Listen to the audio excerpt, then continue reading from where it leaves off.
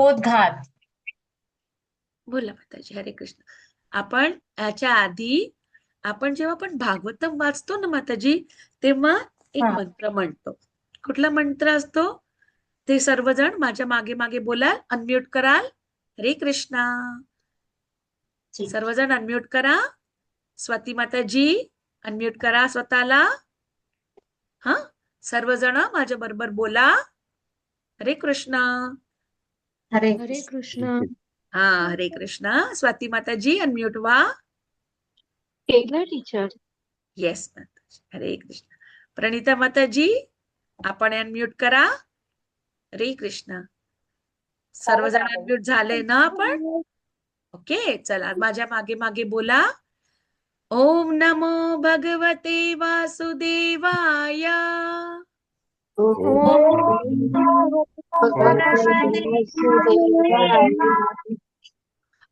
नमो भगवते वासुदेवाय.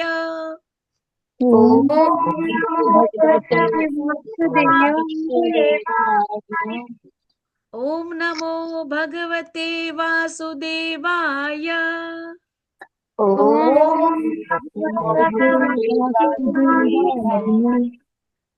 ओके माताजी, आपण कोण होतं जे स्वाती माताजी तुम्ही वाचायला मागत होतात ना? ओके, कोण वाचायला मागत होता? माताजी मी संजीवनी. हा सर, वाचायला सुरू करा तुम्ही. हरे कृष्णा. हरे वाचायला कृष्ण. लागा. हरे हा, कृष्ण. ईश्वर विषयक धारणा आणि परमसत्याची धारणा ह्या व्हिडिओ एकाच. ऑन करा माताजी, व्हिडिओ ऑन करा. हो हो.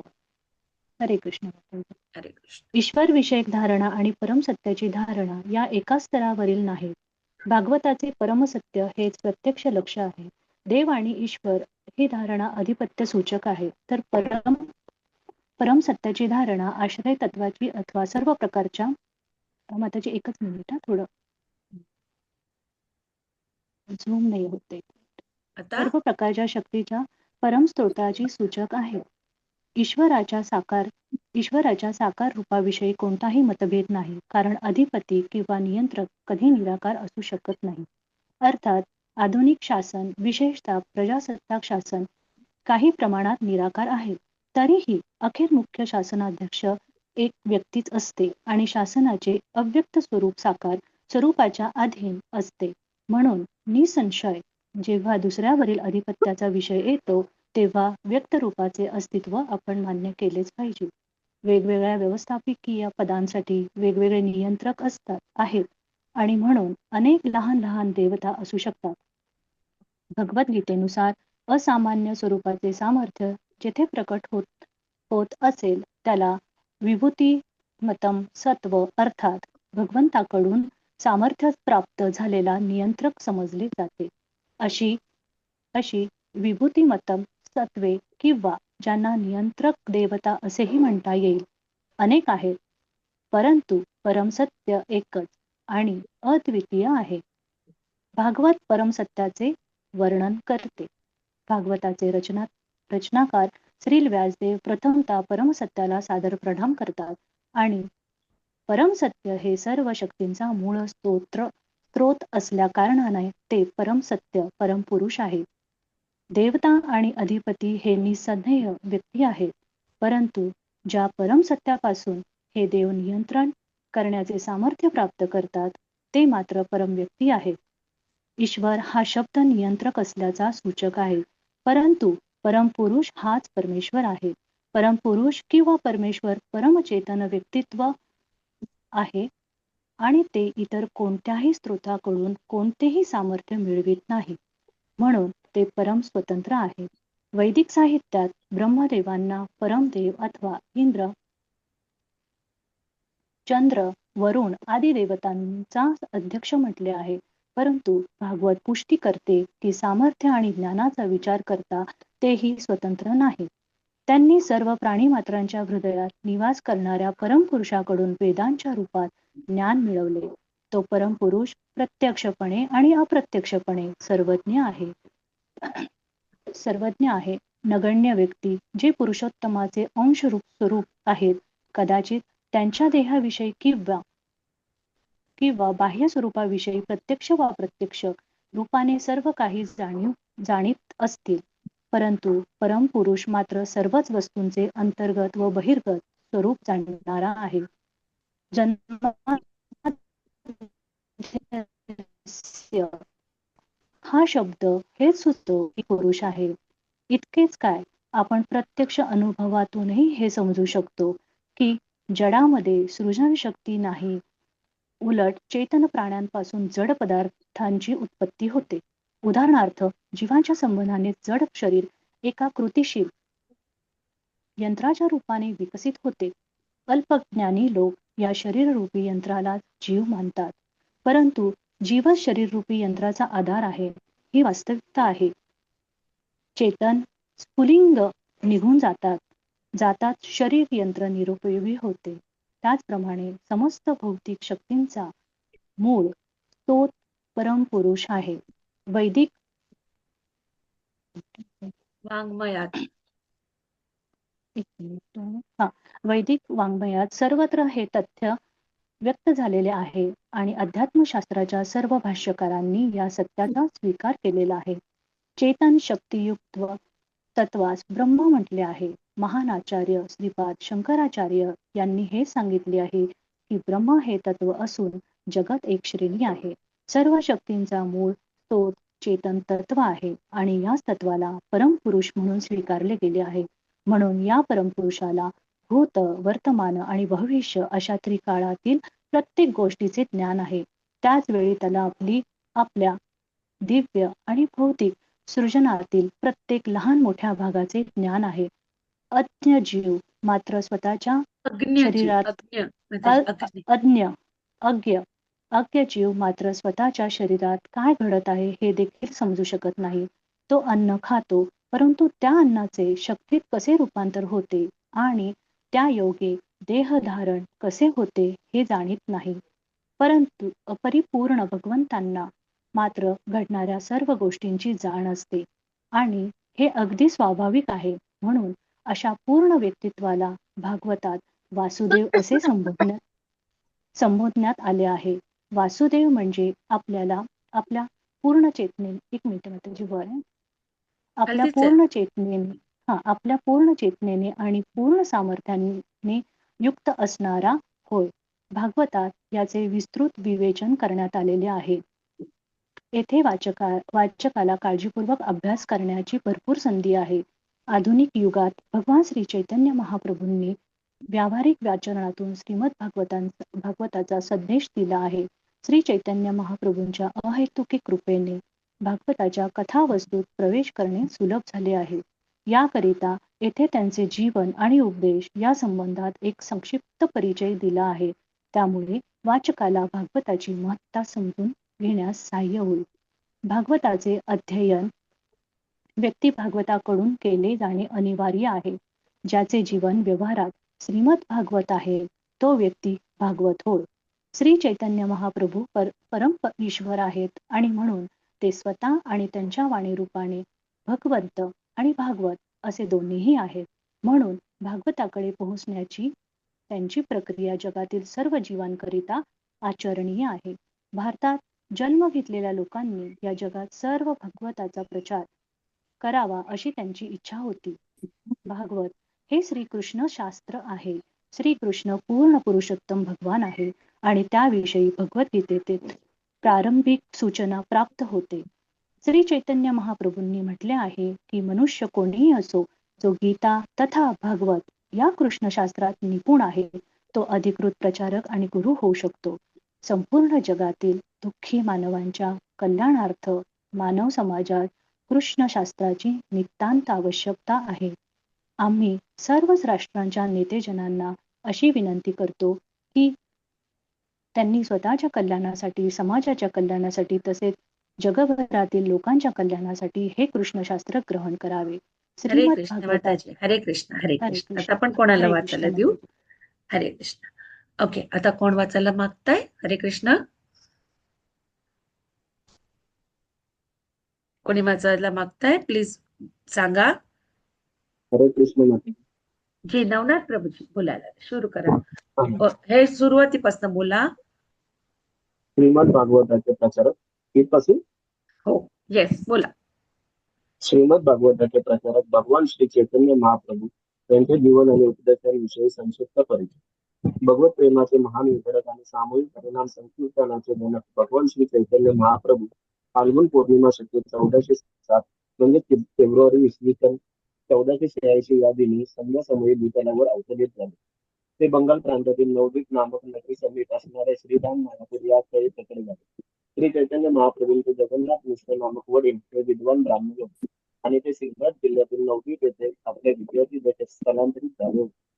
त्या काळी नवदीप हे स्थळ शिक्षण आणि संस्कृतीचे माहेरघर होते. जगन्नाथ मिश्रांनी नवदीपाचे प्रसिद्ध विद्वान श्री नीलांबर चक्रवर्ती यांची कन्या सती देवी हिच्याशी विवाह केला आणि ते तेथेच गंगेच्या तटावर निवास करू लागले. जगन्नाथ मिश्रांना आपली पत्नी सती देवीपासून अनेक मुली झाल्या, मात्र त्या सर्व जणी अगदीच अल्पयुषी ठरल्या. शेवटी विश्वरूप आणि विश्वंभर हे दोनच पुत्र त्यांच्या वात्सल्याचे विषय होते. विश्वंभर हा सर्वात लहान होता. हाच विश्वंभर पुढे जाऊन विनय पंडित म्हणून आणि श्री चैतन्य महाप्रभू म्हणून साक्षात झाले. भगवान श्री चैतन्य महाप्रभूंनी वयाच्या 45व्या वर्षापर्यंत आपल्या अलौकिक लीला प्रकट केल्या आणि शके 1455 मध्ये ते जगन्नाथपुरी येथे अंतर्धार पावले.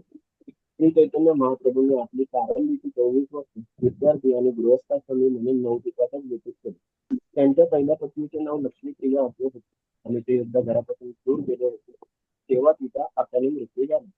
जेव्हा ते घरी परतले तेव्हा त्याची मातेच्या आग्रहामुळे त्यांनी श्रीमती विष्णुप्रियाचा दुसरा विवाह केला. विष्णुप्रियाला मात्र संपूर्ण आयुष्यभर श्री चैतन्य महाप्रभूंचा गुरु सोसावा लागला, कारण श्री चैतन्यांनी आपल्या वयाच्या 24व्या वर्षी संन्यास ग्रहण केले. श्री चैतन्य महाप्रभूंनी संन्यासाश्रमात प्रवेश केला तेव्हा विष्णुप्रियाचे वय 16 वर्षाचे होते. श्री चैतन्य महाप्रभूंनी संन्यास धारण केल्यानंतर मातेच्या आज्ञेवरून जगन्नाथपुरी हेच आपले मुख्य निवासस्थान म्हणून निश्चित केले. पुढील 24 वर्ष त्यांनी तेथे निवास केला. त्यापैकी 6 वर्ष त्यांनी भारतभर विशेषतः दक्षिण भारत अखंडपणे प्रवास करून भागवताचा प्रचार केला. भगवान श्री चैतन्य महाप्रभूंनी भागवताच्या संदेशासमवेत भगवद्गीतेची शिकवणही व्यावहारिक स्वरूपात दिली. भगवद्गीतेत श्रीकृष्णाचे भगवत स्वरूप स्पष्ट करण्यात आले आहे. या दिव्य ज्ञानाच्या सर्वश्रेष्ठ ग्रंथात भगवान श्रीकृष्ण सांगतात की प्रत्येक मनुष्याने सर्व धर्माचा त्याग करून एकमेव माझाच पूजनीय विषय म्हणून स्वीकार करा. मला शरण येणाऱ्या सर्व भक्तांचे मी सर्व पापांपासून संरक्षण करतो आणि म्हणून माझ्या भक्तांनी चिंतामुक्त असावे. दुर्दैवाने भगवान श्रीकृष्णांची प्रत्यक्ष आज्ञा आणि भगवद्गीतेचे शिक्षण बाजूस ठेवून अल्पबुद्धीचे लोक त्यांना केवळ ऐतिहासिक महापुरुषच मानतात. हे त्यांचे खरे तर घोर अज्ञान आहे. त्यामुळे ते श्रीकृष्णाला परंपरेत भगवान स्वीकारू शकत नाही. अशा बुद्धिहीन लोकांचे अनेक भक्तांनी दिशाभूल केलेली असते. अगदी मोठमोठ्या विद्वानांनी देखील भगवद्गीतेवर चुकीची व्याख्या प्रस्तुत केलेली आहे. भगवान श्रीकृष्णांच्या गोदाम गमनानंतर अनेक पंडितांनी भगवद्गीतेवर शेकडो भाष्य केली आणि त्यांच्यापैकी जवळजवळ प्रत्येक विद्वान स्वार्थाने प्रेरित होता. श्री चैतन्य महाप्रभू भगवान श्रीकृष्णच आहे, तथापि ते परमभक्त म्हणून प्रकट झाले. यामध्ये त्यांचा हेतू जनसामान्यांना आणि त्याच वेळी धार्मिकांना तथा तत्वज्ञानांना आदिपुरुष आणि सर्व कारणमय अशा भगवान श्रीकृष्णांच्या दिव्य स्थितीविषयक ज्ञान प्रदान करणे हा होता.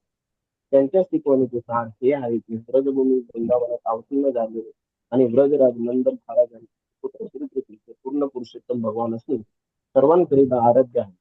वृंदावन धाम हे भगवंतांपासून अभिन्न आहे, कारण भगवंतांचे नाम, यश, रूप आणि त्यांची अवतरण भूमी हे सर्व भगवंतांपासून अभिन्न आहे. हेच दिव्य ज्ञान आहे.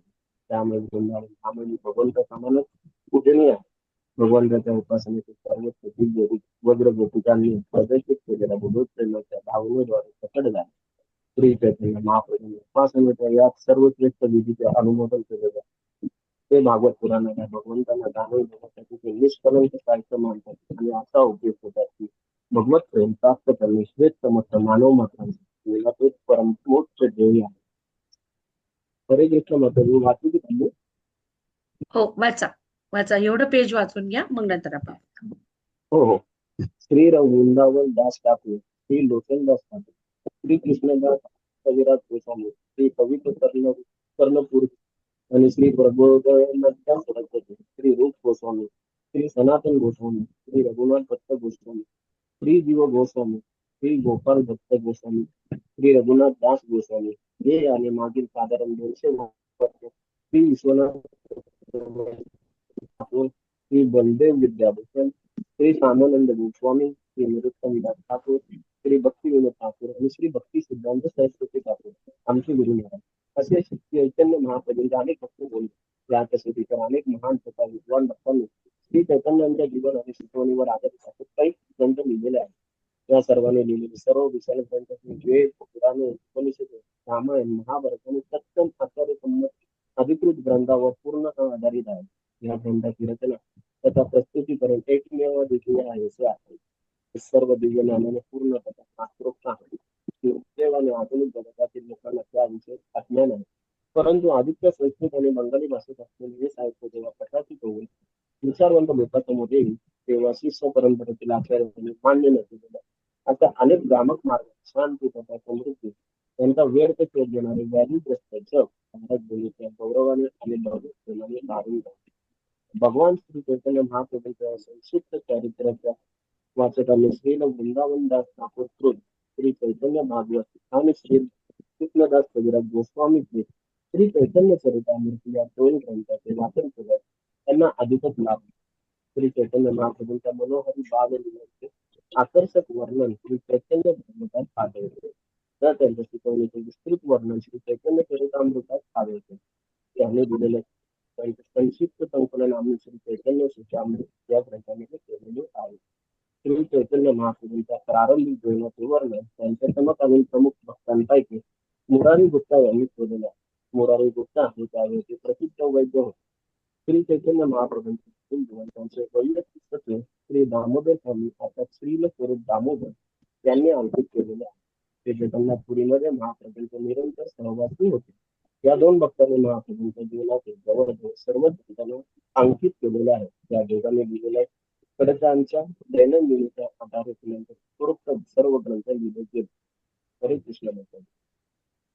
ओके. नंतर हा एवढा पेज वाचून घ्या प्रभूजी, मग वाचू आपण का? इथे स्टॉप करू. हो एवढं हो, हो. एवढं पान वाचून घ्या. हो सर. चालेल.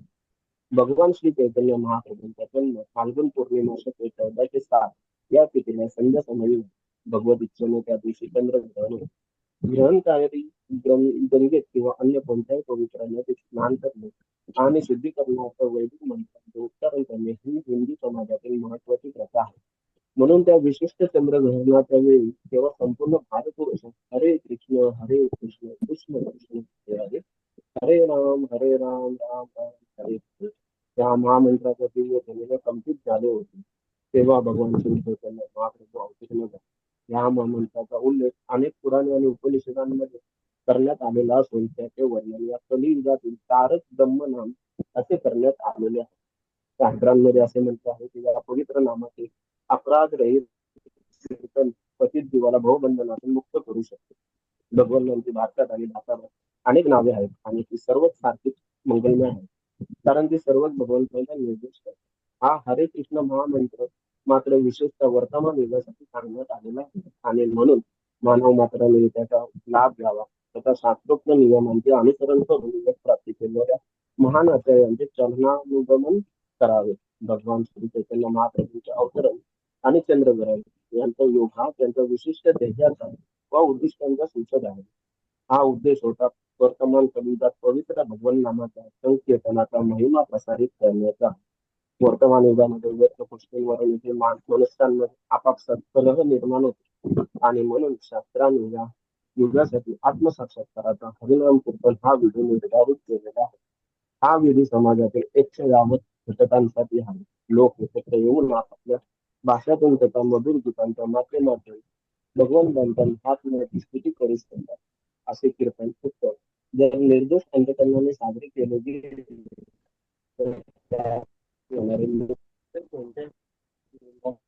मार्गाचे अनुसरण देखील पूर्णत्व प्राप्त करतील हे निश्चित.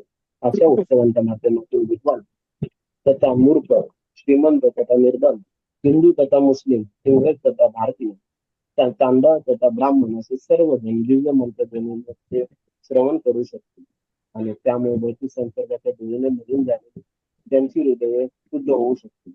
भगवंताच्या ध्येयाच्या पुष्टीकरिता विश्वातील सर्व लोक पवित्र हरिनामात वैश्विक मानव धर्माचा सर्वमान्य आधार म्हणून स्वीकारतो. दुसऱ्या शब्दात श्री चैतन्य महाप्रभूंसमवेत पवित्र हरिनामही संकलित झाले. हरे कृष्ण प्रभूजी, धन्यवाद प्रभूजी. हरे कृष्ण माताजी, हा, दंडवत येत्या प्रणाम. आठवडी पण याचं जे पठण जे आहे आता आपण